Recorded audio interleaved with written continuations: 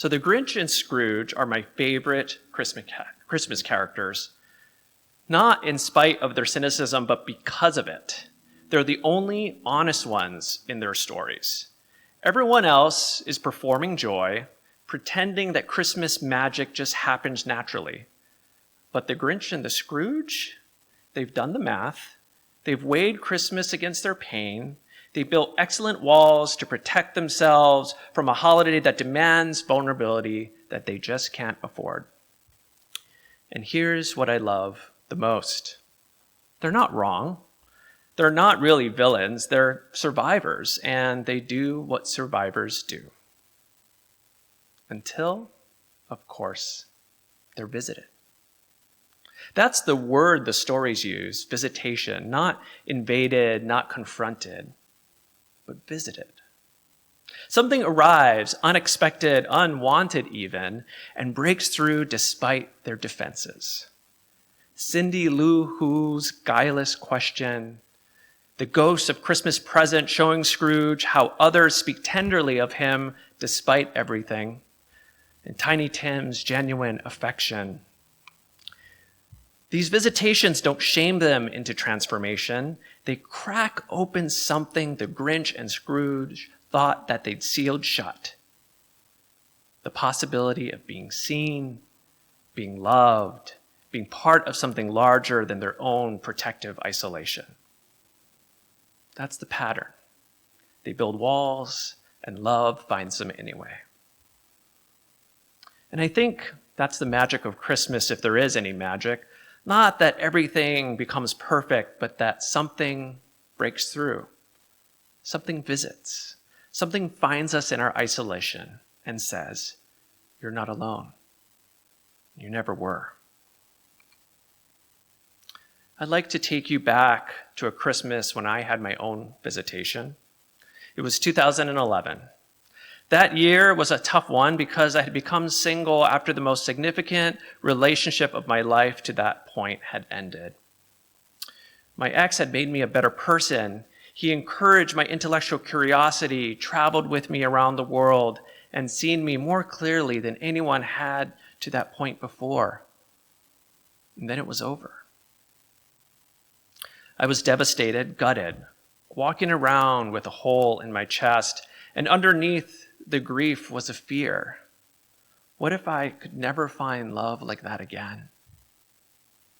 What if I used up my chance?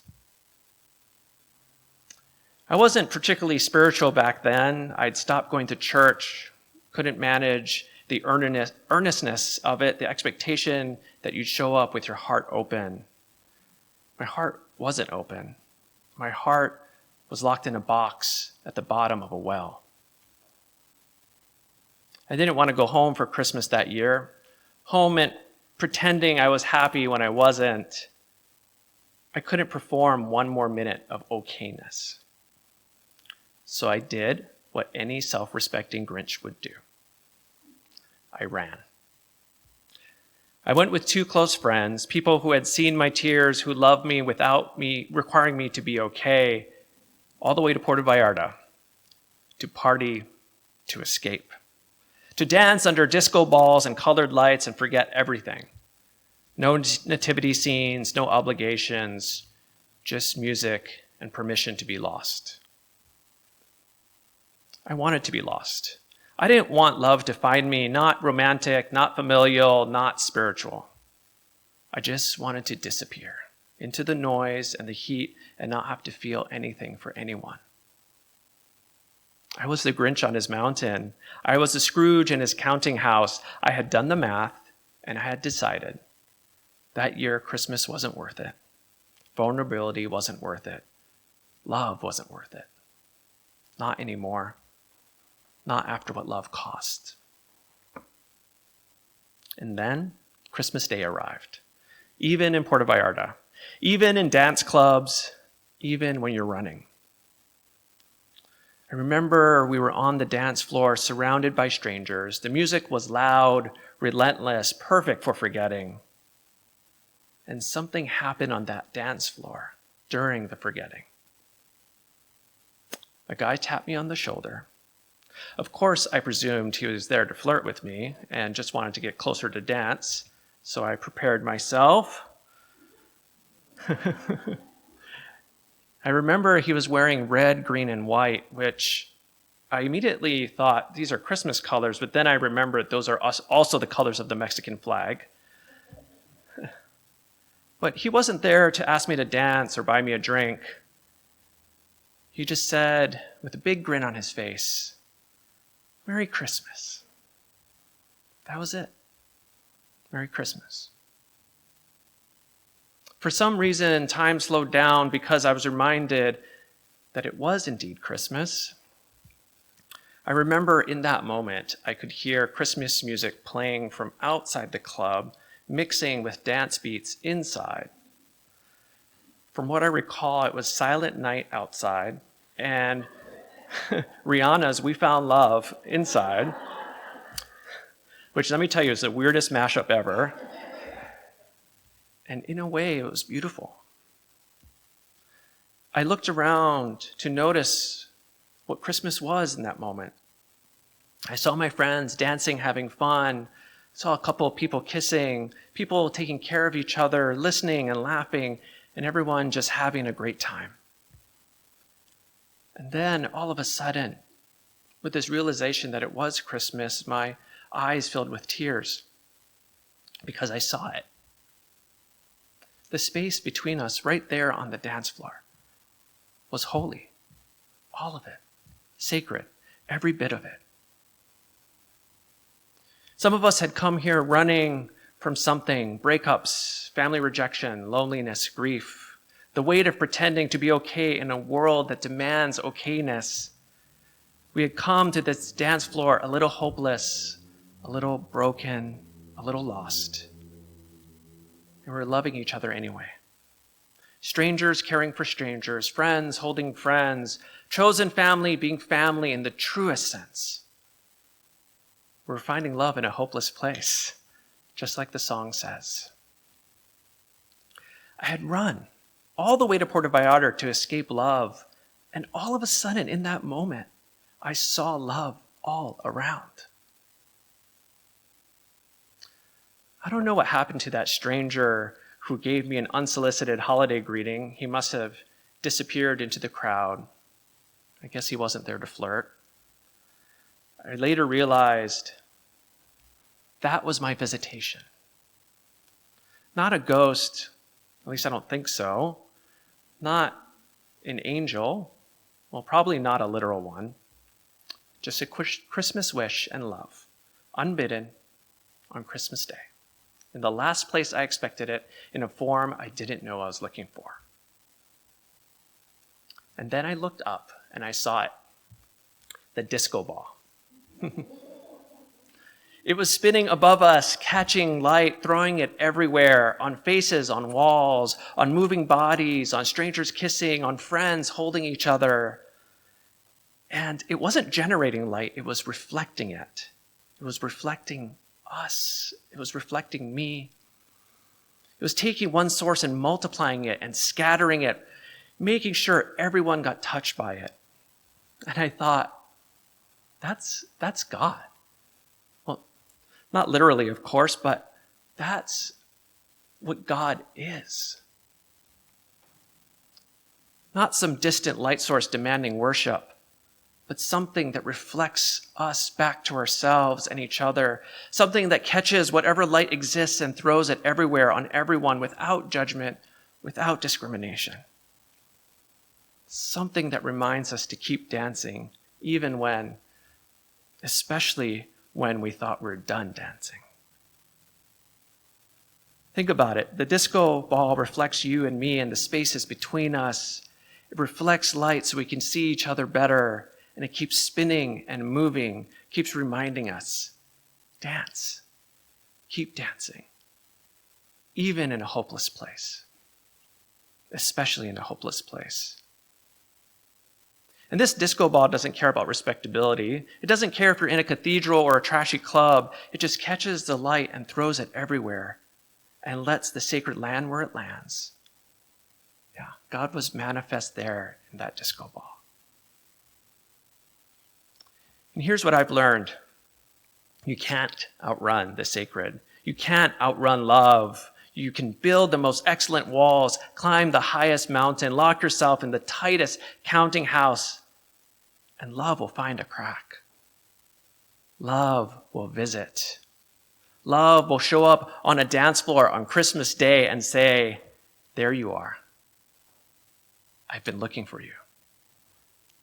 And that's the magic of Christmas, if we're brave enough to call it magic. Not the magic of perfect families gathered around perfect trees, not the magic of perfect presents, solving problems, or everyone getting along. That's not magic. That's a picture book fairy tale that makes people who can't achieve it feel broken. The real magic is this. Love visits, even when we're hiding, even when we're running, even when we decided we don't want it, can't handle it, aren't worthy of it. Love shows up anyway, in forms we didn't expect, in places we didn't think to look, through people we didn't know we needed. The Grinch doesn't transform because the Who's shame him. He transformed because he realizes that they love each other and might even love him despite everything, despite his cruelty, despite his theft, despite his years of isolation. He's seen and loved anyway. And Scrooge doesn't transform because the ghosts scare him. He transforms because he discovers he's been loved all along by Bob Cratchit, by people who kept toasting him even when he was terrible. He was never as alone as he thought. That's the visitation that matters, the discovery that you're loved, that you've been loved all along, and the walls were keeping out the very thing you needed the most. We all run sometimes, we build walls, we all have seasons when vulnerability feels like too much, when Christmas feels like a demand we can't meet, when the gap between how we're supposed to feel and how we actually feel becomes unbearable. I get it. Maybe you're nursing a broken heart. Maybe you're grieving someone. Maybe your family is complicated and painful. And maybe you've decided this whole Christmas thing isn't worth the risk. I see you. I was you. I am you some years. And here's what I want to tell you. You don't have to perform joy you don't feel. You don't have to pretend. You don't have to show up with your heart open if your heart is locked in a box at the bottom of a well. But, stay open. Even if it's just a crack to the possibility of a visitation. Because love is relentless. The sacred is stubborn. And Christmas magic, the real kind, not the Hallmark kind, is simply this. Love finds a way. It finds a crack in your walls. It shows up on a dance floor when you're trying to disappear. It arrives through friends who see your tears, through strangers who make space for you, through moments of unexpected tenderness that break you open, whether you plan to break open or not. You might not be able to outrun it. I couldn't. I ran all the way to Mexico, and love met me there on Christmas Day, under a disco ball, in the space between bodies on a dance floor. The magic found me, and it will find you too. And here's the other side. You might be somebody else's visitation. Right now, someone in your life is on their mountain, behind their walls, someone who's decided love isn't worth it and that Christmas is for other people. You might be the one that breaks through. Not by forcing cheer, but by seeing them, by showing up, by being the love that arrives exactly when they thought they were alone. Your text to them might be worth more than you know. Your invitation might be the crack in someone's wall. And your presence might be the visitation that changes everything. And you don't have to be healed or healing. You just have to show up. Be the disco ball. Catch whatever light exists and scatter it everywhere. That's how the magic works. That's how it's always worked, not through perfection, but through presence, not performance, but by showing up anyway, even when we're broken, even when we're running, even if we're not sure we have anything to offer. Because we become each other's visitations. We become the magic for each other. So here we are, 3 days before Christmas, summer solstice, the longest day of the year here in Auckland, light everywhere, nowhere to hide. Whatever you're carrying today, grief, heartbreak, loneliness, exhaustion, you're allowed to carry it. You don't have to be healed or fixed or ready, but stay open, just a crack, because love is looking for you this Christmas. It will find you at a summer barbecue, in a text from someone who noticed you're struggling, in the space between friends who love you. It will find you in unexpected places. The sacred doesn't care where you find it. It shows up on dance floors and beaches. It spins above us in a disco ball, scattering light, reminding us to keep dancing. So may you be visited this Christmas. May love find you wherever you're hiding. And may the magic break through your walls, not to invade, but to remind you you are seen, you are loved, and you belong. And may you be that magic for someone else. May you be the visitation.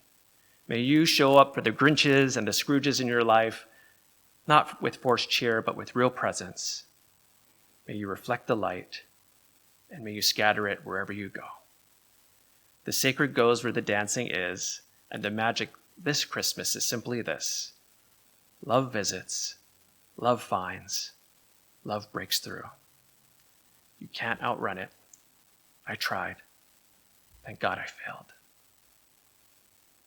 Merry Christmas, Auckland Unitarian. Keep dancing. The light is here. Amen.